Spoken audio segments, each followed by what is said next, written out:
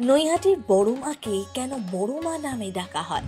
যদি সত্যি মনস্কামনা পূরণ করতে চান, তাহলে বড় মার কাছে গিয়ে এই একটি জিনিস করুন, কপাল খুলে যাবে। কেন দেবীকে সোনার উপর গয়না দিয়ে পুজো করা হয়? রূপ দেখলেই বিভোর হয়ে যাবেন। এমনি এমনি তো নয়, বিশেষ কারণে সারা পৃথিবীর মানুষ আসেন বড় মার ধানে। বড় ঠাকুরের সাথে কোন মিল রয়েছে এই দেবীর? নৈহাটির বড় মার পুজোর কিছু অজানা তথ্য আজ তুলে ধরবো আপনাদের সামনে, তাহলে বুঝবেন মায়ের কত মাহাত্ম্য। বড় মা কেন নাম? অনেকেই শনি ঠাকুরকে বড় ঠাকুর বলে থাকেন।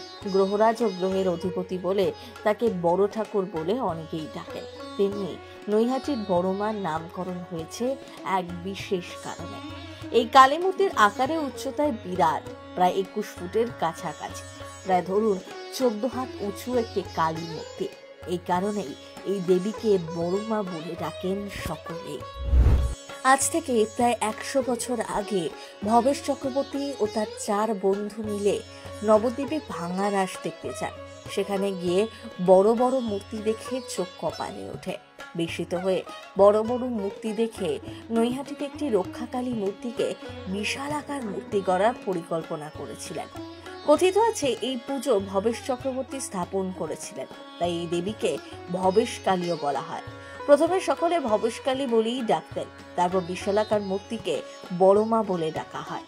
মনস্কামনা পূরণ হলে গণ্ডিও কাটেন ভক্তরা। নৈহাটিতে বড় মায়ের একটি স্থায়ী মন্দির রয়েছে।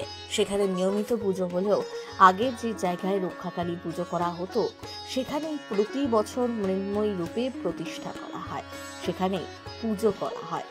নৈহাটির বড় মায়ের গায়ের গয়না দেখলে অবাক হতেই হবে, কারণ গোটা মূর্তি সোনা রূপার বিভিন্ন আকারের গয়নায় মোড়া।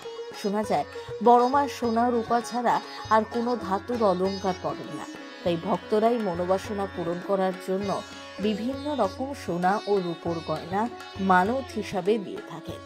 হিসেব বলছে প্রায় 1.5 কোটি টাকার গয়না পরেন বড় মা। প্রতি বছর কালী পুজোয় সেই গয়না পরিয়ে পুজো করা হয়। স্বর্ণালঙ্কারে সেজে ওঠেন বড় মা। মানুষ মনস্কামনা পূরণ হলে দণ্ডিও কাটেন। নিরঞ্জনের দেবী মূর্তিকে ফুলের সাজে সাজানো হয়। গোটা এলাকায় বিশাল শোভাযাত্রার আয়োজন করা হয় সেদিন। স্থানীয়দের মতে বড় মায়ের বিসর্জন না হওয়া পর্যন্ত নৈহাটির অন্য কোনো কালী মূর্তিকে বিসর্জন দেওয়া হয় না। আয়োজন করা হয় আলোর কর্নিভালেরও। প্রথম বাংলা ব্যুরো।